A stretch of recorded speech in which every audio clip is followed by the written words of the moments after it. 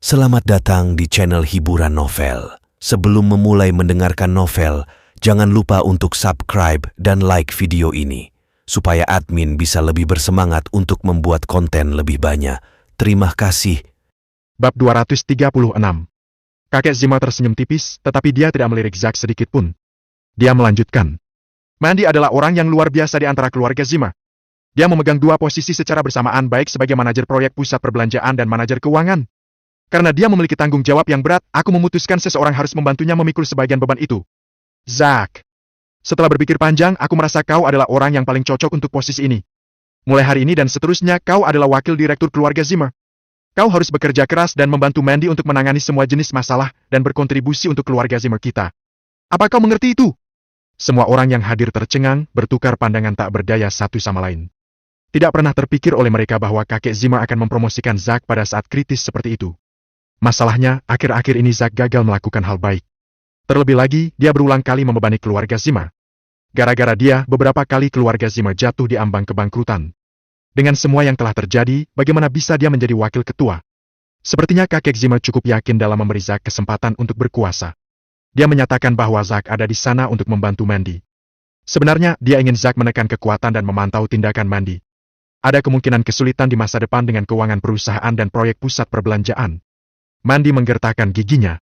Kakek Zima mengatakan semuanya dengan sangat baik. Selain itu, dia telah memenuhi janjinya. Anggota keluarga Zima lainnya tidak bisa mengatakan apa-apa karena kakek Zima tidak menarik kembali kata-katanya. Sebenarnya, dia tidak mempercayaiku. Dia takut Zack akan kehilangan kesempatan untuk menjadi ketua masa depan jika aku mendapatkan kekuasaan di perusahaan.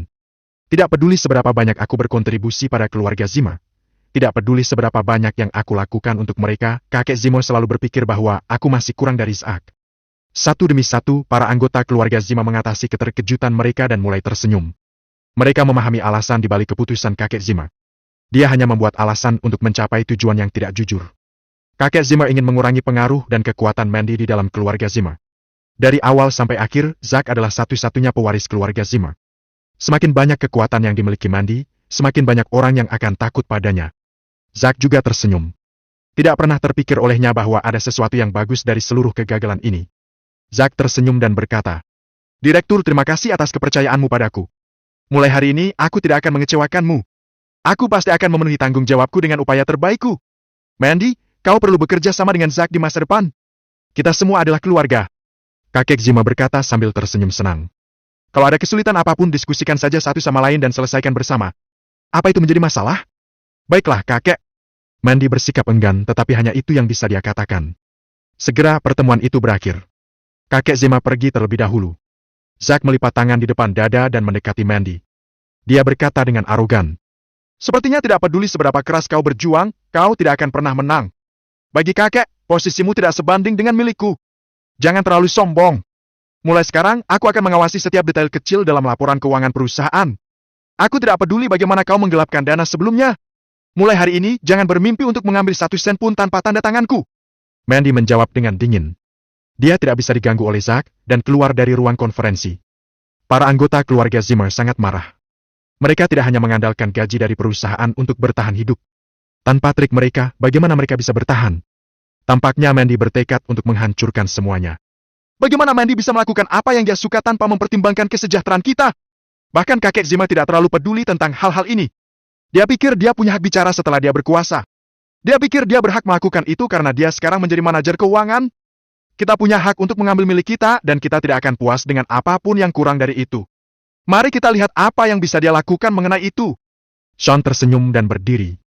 Dia melipat tangannya untuk memberi penghormatan dan berkata, "Semuanya, mulai sekarang Zack adalah wakil direktur perusahaan kita. Mandy hanyalah bawahan di bawahnya. Bagaimana dia berani mempersulit semua orang? Aku akan membuat pendirian di sini. Selama kalian mendukung Zack seperti biasa, kalian pasti akan mendapatkan uang yang pantas kalian dapatkan. Kalian tidak akan kurang apapun juga." Zack menyeringai dan menambahkan, "Kalian tidak perlu khawatir. Kami berdua keluarga Zima. Kami tidak akan begitu ramah satu sama lain. Karena aku berkuasa, aku tidak akan memperlakukan salah satu dari kalian dengan tidak adil. Jika Mandy ingin menindas kita hanya karena sedikit kekuatan yang dimilikinya, aku akan membuat dia membayarnya. Zack, kami akan mengandalkanmu di masa depan. Kakek Zima sangat menghargaimu." "Siapa Mandy itu?" "Dia bukan siapa-siapa." "Betul sekali. Dia hanya wanita yang tidak berguna. Bagaimana bisa dia dibandingkan dengan Zack?" Mandy kembali ke kantornya, ekspresi jelek tergambar di wajahnya. Saat kakek Zima memenuhi janjinya, dia tidak pernah membayangkan dia akan melakukan hal seperti itu. Betapa tidak tahu malu. Dia bahkan menyatakan bahwa Mandy harus mendiskusikan setiap masalah dengan Zack. Dia tidak tahu berterima kasih. Mandy menghela nafas. Kakek, kapan tepatnya kau akan mengerti? Jika terus begini, keluarga kita akan tumbang. Ketika Mandy sampai di rumah pada sore hari, dia dipenuhi dengan kebencian. Harvey yang sedang mengepel lantai menjadi penasaran. Apa yang terjadi? Bab 237, 238 dan ke-239. Kakek Zima berkata bahwa dia ingin orang lain berbagi tanggung jawab denganku, jadi dia menjadikan Zack sebagai wakil ketua Zima Enterprise. Mandy menyampaikan dengan marah. Dia bahkan menyuruhku untuk mendiskusikan berbagai hal dengan Zack jika terjadi sesuatu. Aku mengerti. Harvey mengerutkan kening. Aku tidak pernah membayangkan kakek Zima akan tidak tahu malu sejauh ini, hanya untuk menekan kekuatan dan posisimu dalam keluarga. Kakek dengan jelas mengatakan bahwa jika aku berhasil menyelesaikan masalah ini, dia akan memberiku tanggung jawab penuh atas proyek pusat perbelanjaan dan keuangan perusahaan. Mandy bingung, tidak dapat memahami bagaimana hal-hal sampai di titik ini. Ini cukup sederhana, kata Harvey. Dia tidak mau kau memiliki otoritas yang terlalu besar di Zima Enterprise. Itu akan mempengaruhi status Zack. Lagi pula baginya Zack adalah pewaris Zima. Mengapa? Bukannya dia takut aku akan menolak untuk membantu? Mandy tidak bisa menerima ini. Jika bukan karena aku, apakah York Enterprise akan membantu keluarga Zima? Jika aku tidak peduli dengan keluarga Zima, berapa lama mereka bisa bertahan? Bukanlah masalah yang utama apakah York Enterprise akan membantu atau tidak. Pertanyaan yang penting adalah apakah kau dapat meninggalkan keluarga Zima atau tidak? Bisakah kau benar-benar meninggalkan mereka? Harvey bertanya. Mandy tertegun sejenak. Keluarga ini adalah keluarga tempat dia dilahirkan dan dibesarkan. Dia menghabiskan seluruh hidupnya mencoba untuk berkontribusi pada keluarga. Tidak mudah baginya untuk mencapai apa yang dimilikinya sekarang. Bagaimana dia bisa menyerah begitu saja? Lihat! Itu sebabnya kakek Zima berani menekanmu. Dia tahu kau tidak akan meninggalkan keluarga Zima. Dan setiap kali keluarga mendapat masalah, kau akan menemukan cara untuk menyelesaikannya. Harvey menghela nafas. Terkadang, dia tidak tahu apakah Mandy naif atau berhati lembut. Tetap saja, bagian diri Mandy ini juga yang paling disukainya. Tidak peduli apa keputusan akhirnya, Harvey tidak akan ikut campur. Semua hal dipertimbangkan, keluarga Zima adalah tempat yang bagus untuk Mandy. Dunia luar penuh dengan konspirasi dan rencana kotor. Mandy secara bertahap bisa belajar tentang mereka dan menjadi bijaksana di antara keluarga Zima. Dia bisa mendapatkan sesuatu secara perlahan dan memahami hal-hal yang dia pelajari. Lagi pula, Harvey ada untuknya. Mandy tidak akan mengalami masalah apapun. Pada saat yang sama, di Villa Zima. Ketika kakek Zima sampai di rumah, sekretarisnya berkata dengan cemas, "Direktur, bukankah apa yang terjadi hari ini membuat Mandy marah?" Bagaimanapun, tampaknya dia memiliki hubungan yang cukup baik dengan York Enterprise. Jika semuanya berjalan seperti ini, bukankah itu akan mempengaruhi keluarga Zima? Kakek Zima mendengus. Apa status Mandy sebelumnya di keluarga ini? Bagaimana dengan sekarang? Sebelum hari ini dia bukan siapa-siapa. Tapi sekarang dia dalam posisi khusus. Apa yang membuatmu tidak puas? Aku memberi banyak padanya. Wajar jika dia berkorban untuk keluarga Zima. Apa aku harus menjadikannya direktur? Tapi, sekarang dia memiliki kekuatan untuk memutuskan nasib keluarga Zima. Sekretaris itu berkata dengan khawatir. Jangan khawatir. Dia tidak seberani itu. Dia bukan apa-apa tanpa keluarga Zima. Mandy harus menderita dalam diam bahkan jika dia diperlakukan tidak adil. Selain itu, aku telah melakukan cukup banyak untuk wanita tidak berguna itu. Kakek Zima berkata tanpa basa-basi. Bagaimana mungkin dia tidak bersyukur? Sekretaris itu mengangguk sedikit dan tidak berkata apa-apa lagi. Bab 238. Pada akhirnya, sekretaris itu hanyalah orang luar. Dia hanya bisa memberikan beberapa pengingat kepada kakek Zima pada saat-saat mendesak. Namun ketika kakek Zima telah membuat keputusan, tidak ada orang biasa yang bisa mengubahnya. Selain itu, kakek Zima berasumsi bahwa Mandy kemungkinan besar akan menahan diri dari melakukan sesuatu yang bodoh. Mandy membutuhkan perlindungan dari keluarga seperti Zima. Jika perusahaan Zima bangkrut, dia juga tidak akan bisa menjalani kehidupan yang baik. Kakek Zima menggelengkan kepalanya dan menarik nafas dalam-dalam. Apa yang paling aku khawatirkan adalah jika Mandy akan memberikan lebih banyak kontribusi seiring berjalannya waktu. Dia hanya wanita yang tidak berguna. Bagaimana jika prestasinya berkembang pesat dia mulai mempengaruhi statusku? Dia mungkin akan menjadi direktur. Jika itu terjadi, haruskah kita membuang nama keluarga Zimmer dan malah menggunakan nama belakang York? Itu benar. Kita tidak bisa membiarkan orang luar mengambil alih Zima. Sekretaris itu berkata setuju. Sebagai sekretaris direktur, dia tidak akan mendapatkan hasil yang baik jika perusahaan Zimmer jatuh ke tangan orang luar. Di jalan pinggiran Nyumhi, di sebuah kafe mewah. Terdapat Harvey dan Mandy duduk berdampingan. Cecilia dan Angel duduk di seberang mereka. Dengan 3 wanita cantik duduk bersama di kafe, banyak pria mau tidak mau melirik mereka. Di sisi lain, Harvey duduk di samping bermain dengan ponselnya. Dia tampak sangat lusuh. Saat ini, dia sedang dipandangi oleh banyak orang di sekelilingnya. Namun, dia terus menatap ponsel, ekspresinya tidak berubah. Kaki Cecilia yang bergoyang di depannya hanyalah benda mati baginya. Melihat bahwa dia gagal menggoda Harvey dan mempermalukannya, Cecilia mau tidak mau mencibir. Sejak peristiwa di pelelangan kemarin, Cecilia sangat membenci Harvey.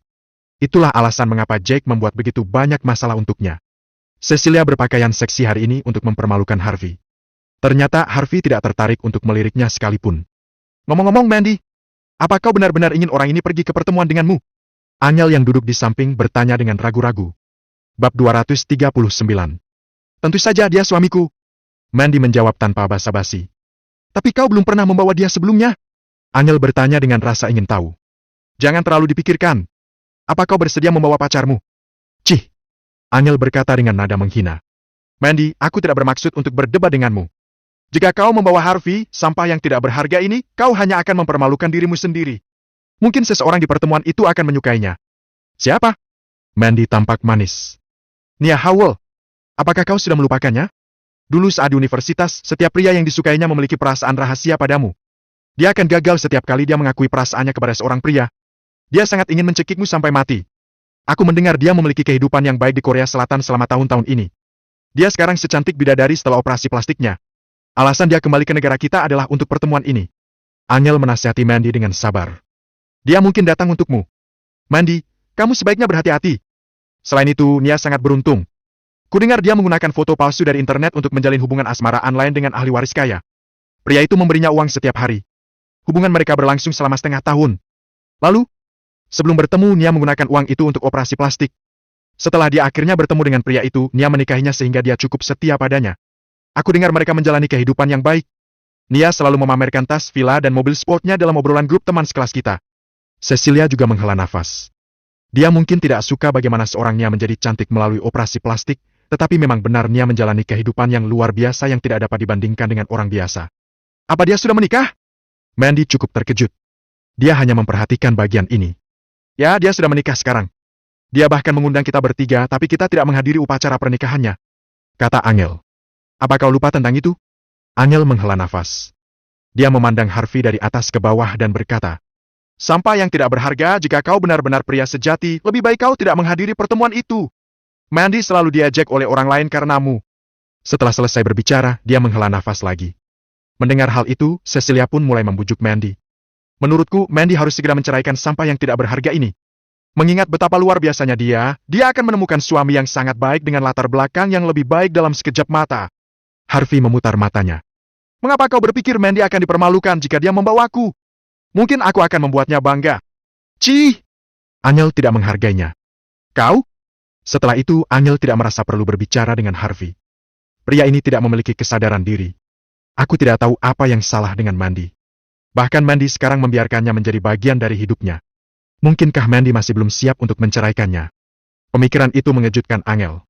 Jika itu masalahnya, dia akan mendapat masalah. Dia telah berjanji kepada seseorang untuk memberinya kesempatan bersama Mandy selama pertemuan itu. Di tengah perjalanan minum kopi mereka, tiga sahabat pergi berbelanja pakaian, meninggalkan Harvey sendirian di sana. Harvey tidak memaksa untuk pergi bersama mereka dan malah menggunakan waktu itu untuk beristirahat sendiri. Ada terlalu banyak masalah akhir-akhir ini, dan dia harus mengatasinya satu persatu. Saat itu, teleponnya berdering.